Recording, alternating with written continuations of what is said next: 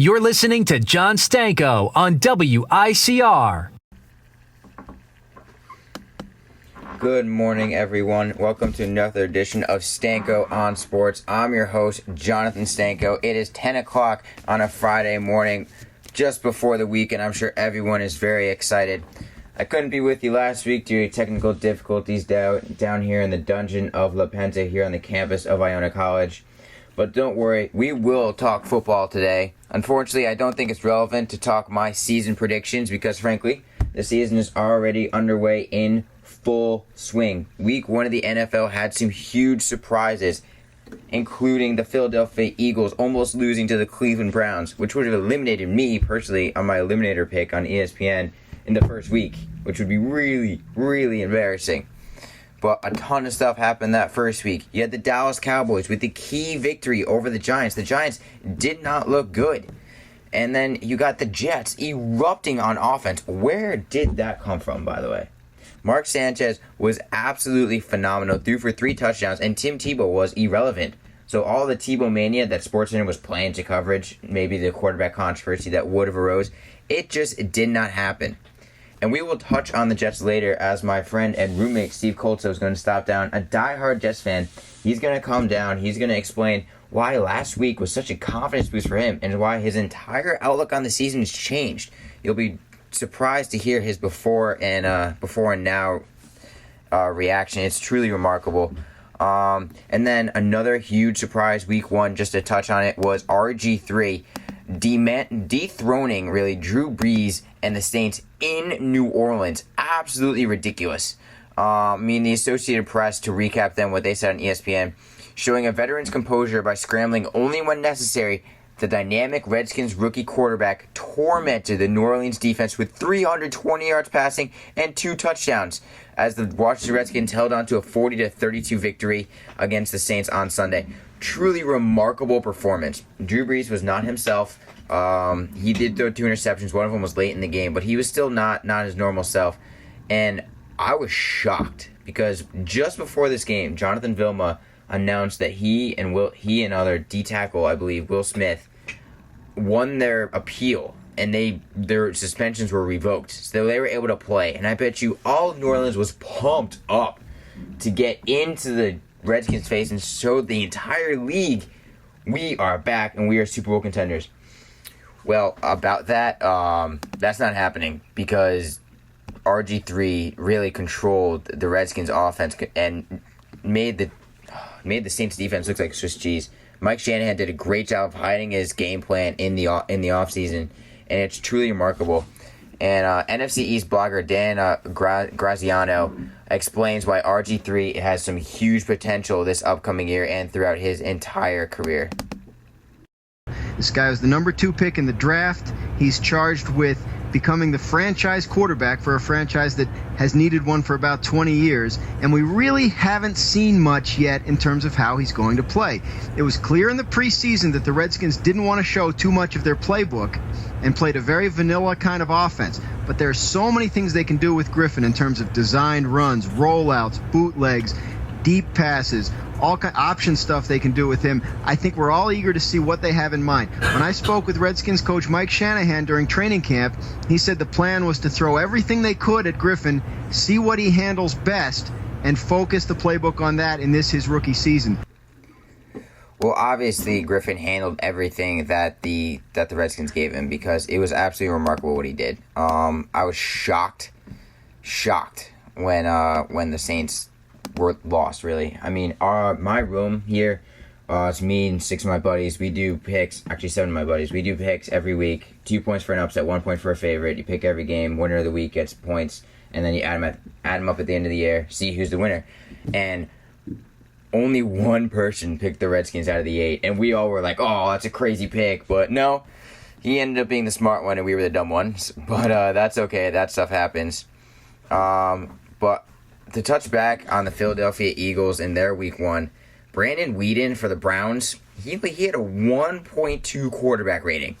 1.2. And to quote a not SportsCenter tweet, it's a parody on SportsCenter. It says, at least Brandon Weeden can brag that his QBR rating is a bit higher than LeBron's ring total. I thought that was pretty funny.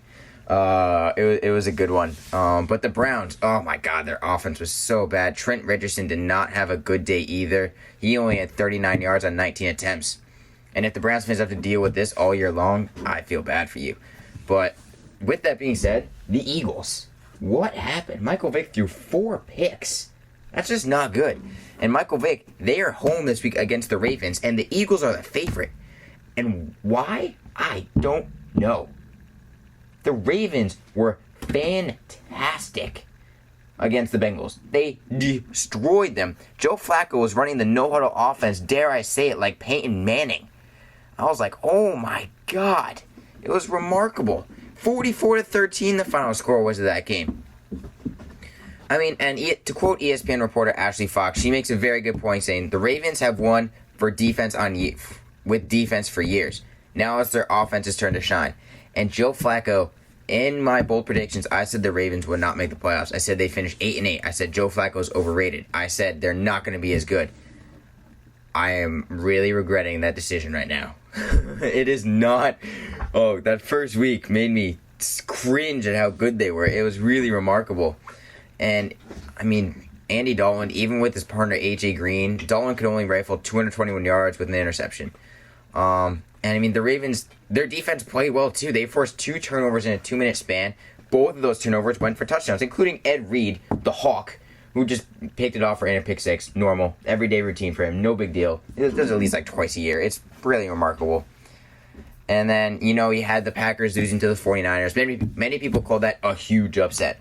I don't know why. The 49ers are really good. Their offense is drastically improved with the pickup of Brandon Jacobs, Mario Manningham, Randy Moss. Absolutely remarkable what they've done. You cannot praise the GM and Harbaugh enough for what they've done there. And the Packers, after winning 15 games last year, they won last night. We're going to touch on that game in just a little bit.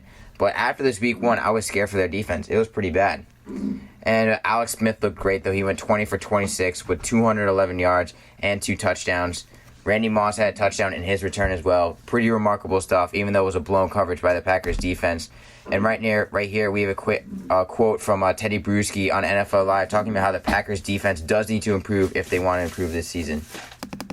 And you're thinking about that Bears offense, and you hope that it can take advantage of the Green Bay Packer defense the way the 49ers did last week, because although it's a new year, the Green Bay Packer defense are making the same mistakes they did last year when they were the worst passing defense in the history of the NFL.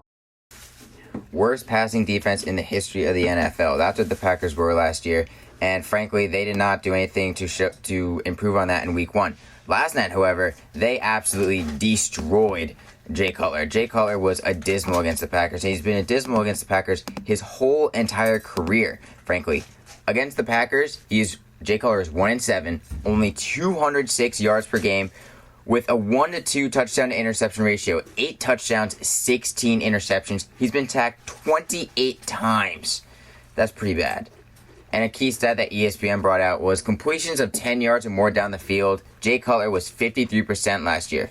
Last night, 18%, with 2 interceptions as well.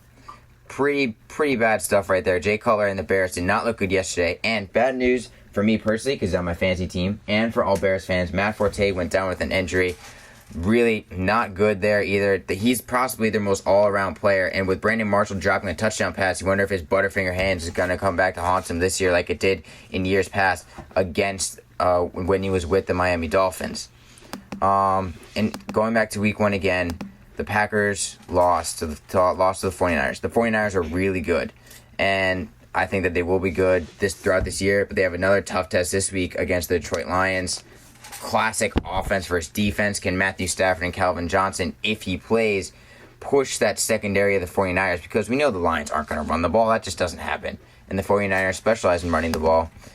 So that'll be a really good game for all NFL fans on Sunday.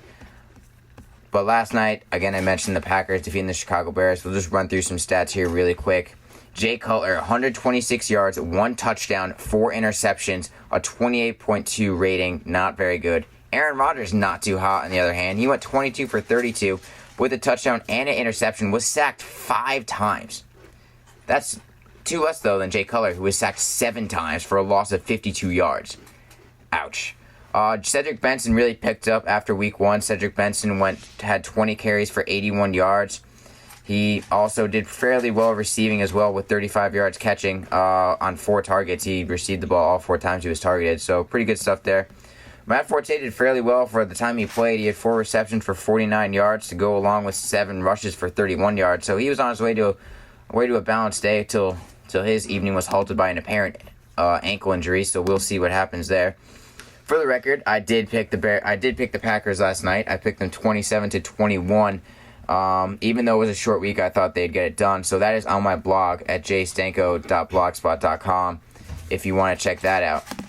But right now we're going to take a quick break and we're going to dive into this upcoming Sunday's action.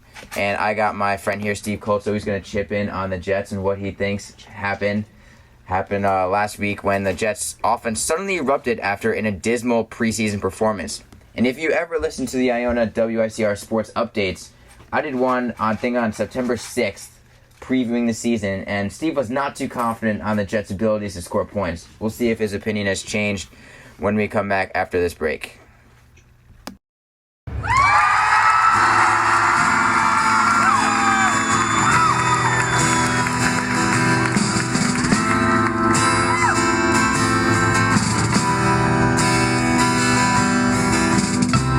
Tim Tebow to Jesus Christ. Tim Tebow to Jesus Christ. Can't win by myself, but with your help I might. Tim Tebow to Jesus Christ. 7, 6, commencing 4th down Hut Pike. Snap the football and may God's love be with me. This is Jesus Christ to Tim Tebow. Please leave me alone. Don't you know my day of rest is Sunday? And I'm sick of watching all these Broncos games. I hear that you play New England next week. Dude, you're on your own. Brady is too good and I got better things to do.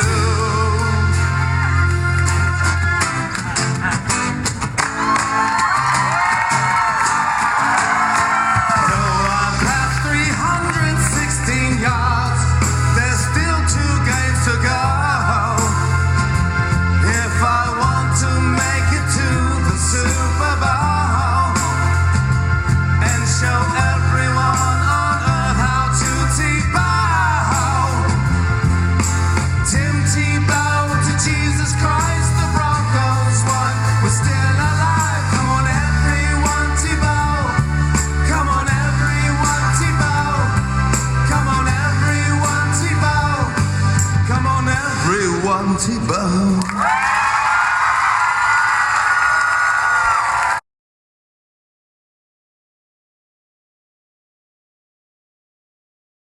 You're listening to John Stanko on WICR.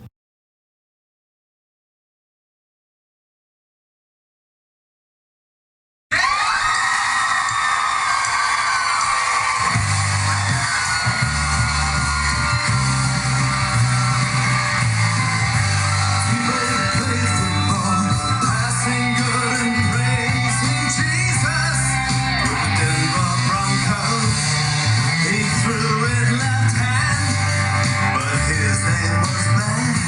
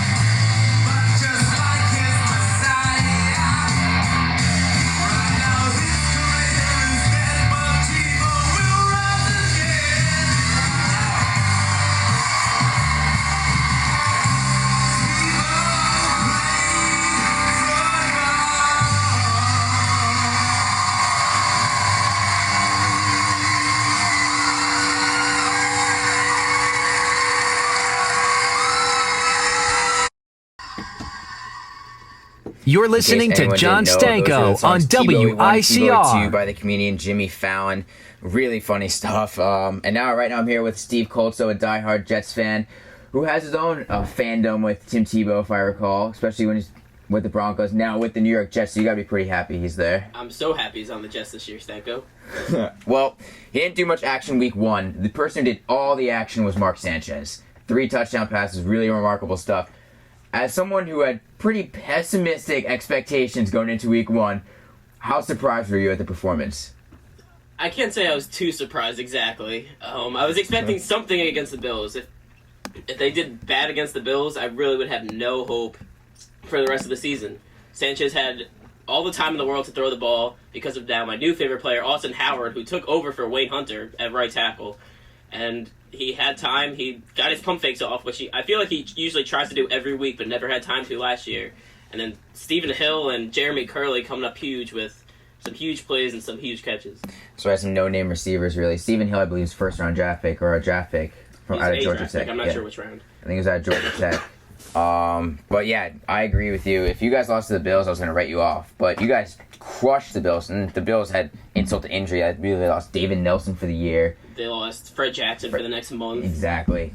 Mario Williams was a no factor, first of all. Their big free agent signing. And he was shut down on that offensive line by the Jets. Yeah, our buddy Tommy Simon picked them to make the playoffs. I'm going to call you out there, Tommy. That's not going to happen Probably right not now. going to happen at this point. But they played really well. But this week they have a much tougher challenge in the Pittsburgh Steelers.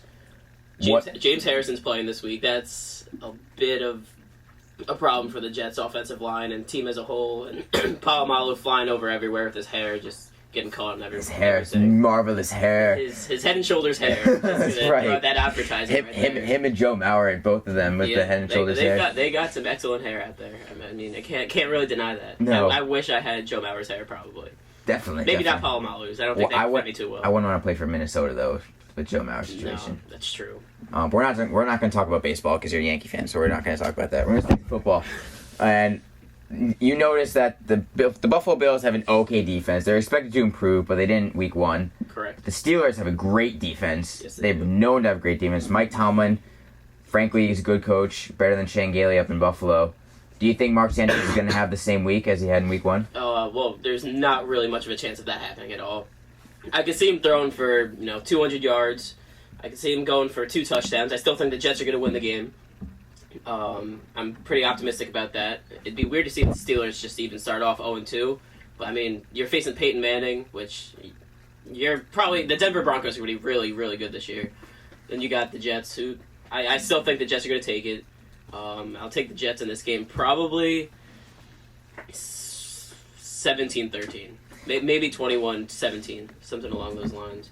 I mentioned at the beginning of the show how we had those picks, and mostly everyone's picking the Pittsburgh Steelers, including myself. Everyone except for me and Ronan. Everyone except for you and Ronan. But I picked the Steelers. I believe it's going to be pretty close. I said 20-13. I think it's going to be low scoring. I mean, I respect your wrong opinion, but it's all right. I have more faith in Big Ben in the fourth quarter than I do Sanchez or Tebow. People don't give Sanchez enough credit for being clutch in the fourth quarter. I They're don't. always losing in the first 3.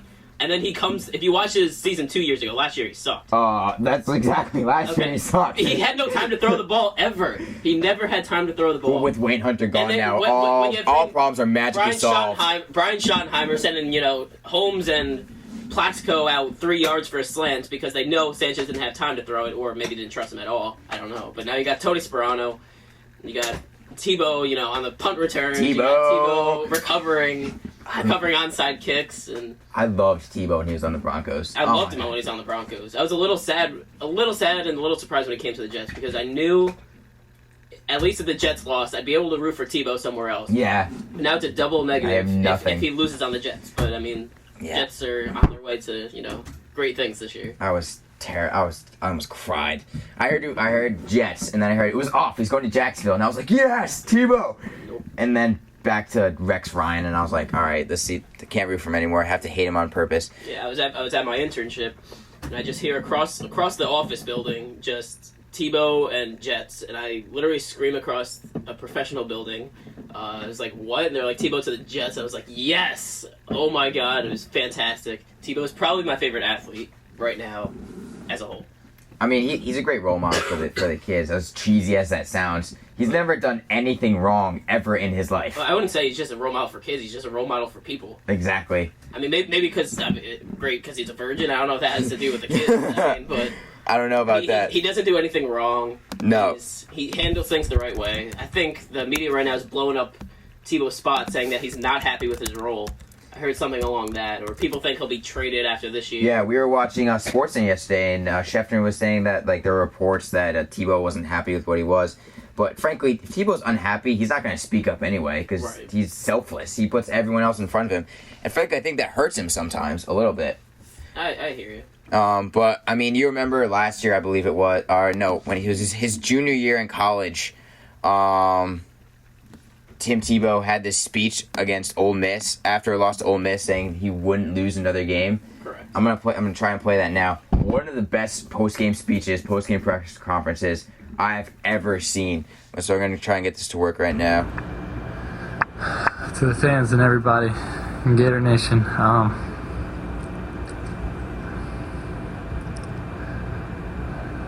I'm sorry. Extremely sorry. You know, we were hoping for an undefeated season. That was my goal. Something Florida's never done here. But I promise you one thing. A lot of good will come out of this. You have never seen any player in the entire country play as hard as I will play the rest of the season. And you never see someone push the rest of the team as hard as I will push everybody the rest of the season. And you never see a team play harder than we will the rest of the season. God bless. Boom. Fantastic.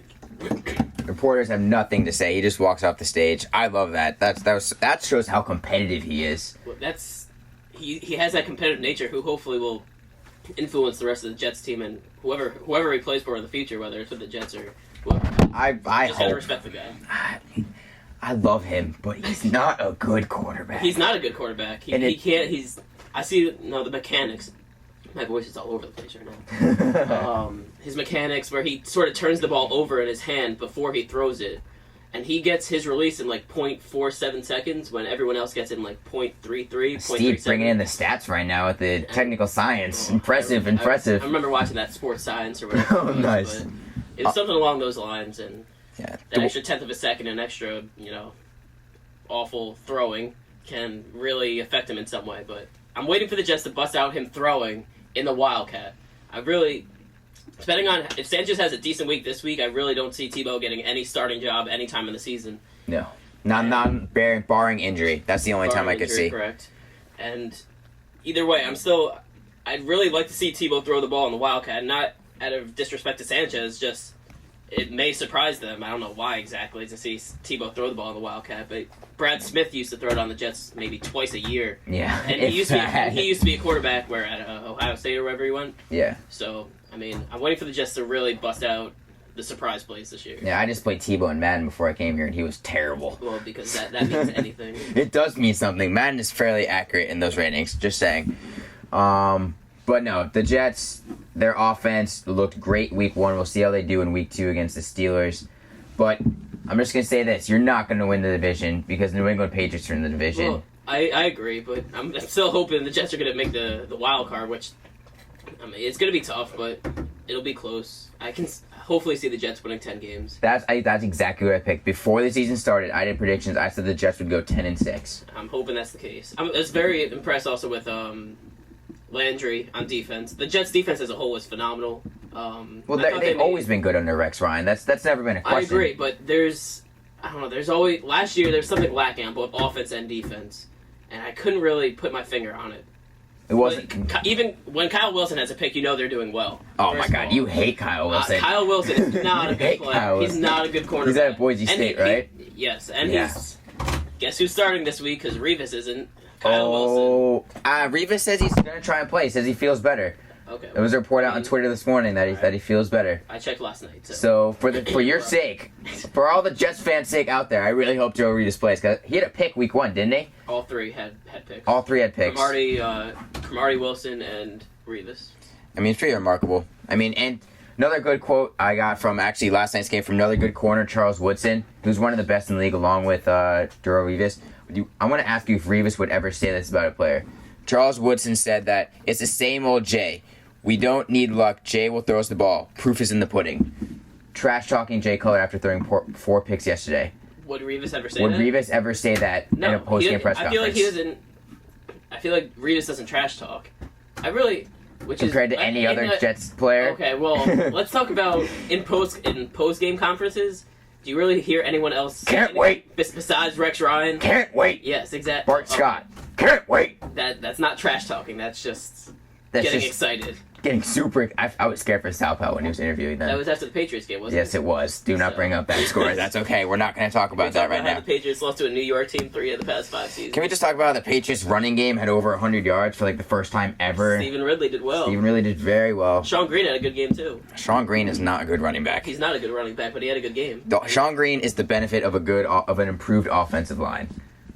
Last year it wasn't a good offensive line. Whenever Wayne Hunter was out there, nothing good would happen. Ever.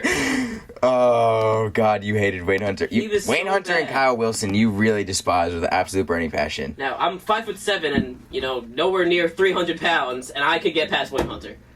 You can probably just run by him. I'm pretty sure you're faster than him. I probably am, so... I don't know.